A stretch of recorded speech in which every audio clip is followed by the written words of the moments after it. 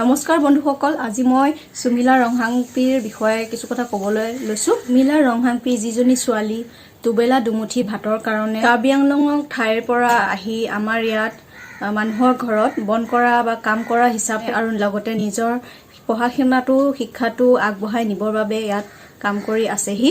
মই সেই সকল লোকক ক'ব বিচাৰিছোঁ, তেওঁলোক কি মানুহ নহয়? আমি মানুহ হিচাপে তেওঁলোকক কি কৰা উচিত আছিল? শিশু ল'ৰা-ছোৱালীক নিজৰ সন্তানৰ দৰে পোহপালন দিব লাগে, ভাবিব লাগে। আপোনালোকে কি তেওঁলোকক নিজৰ ভৰিৰ তলৰ চাকৰ বুলি ভাবে নেকি? সেইখিনি আপোনালোকৰ ভুল ধাৰণা। আমি সকলো মানুহ সমান, কোনো কাৰো তলত নহয়। সেইটো কথা আপোনালোকে নিশ্চয় জনা উচিত। আমি মানুহবোৰে চাকৰিৰ ক্ষেত্ৰত হওক, বিজনেছৰ ক্ষেত্ৰত কাৰোবাৰ আণ্ডাৰতেতো কামবোৰ কৰি আছোঁ। কিহৰ কাৰণে? দুবেলা দুমুঠি ভাতৰ কাৰণে, লগতে পৰিয়ালটোৰ সুখৰ কাৰণেতো আমি কৰ্ম কৰি আছোঁ। আৰু কোনোবাই বিভিন্ন কামৰ কাৰণে অ'ত ত'ত দৌৰি ফুৰিব লগা হৈছে।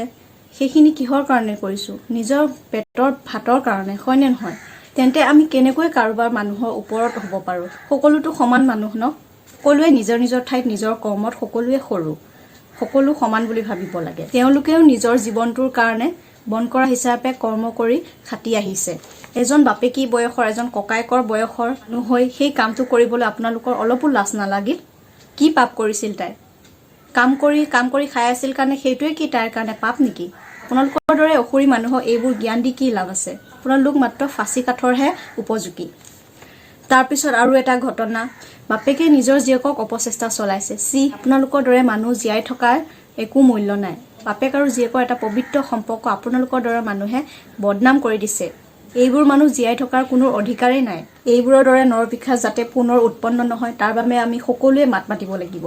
তেওঁলোকক উচিত শাস্তি বিহিব লাগে। সকলো ওলাই আহক, মাত মাতক। আজি বেলেগৰ মাজত হৈছে বুলি যদি আমি মাত নামাতো, তেন্তে এনেকুৱা অসুৰী নৰপিশাচ আমাৰ মাজতে উৎপন্ন হ'ব পাৰে। সেইকাৰণে আহক, সকলো ওলাই আহক, মাত মাতক। তেওঁলোকক উচিত শাস্তি প্ৰদান কৰিব লাগে। তাৰ কাৰণে মোৰ ফালৰ পৰা অসম চৰকাৰক আহ্বান জনাইছোঁ।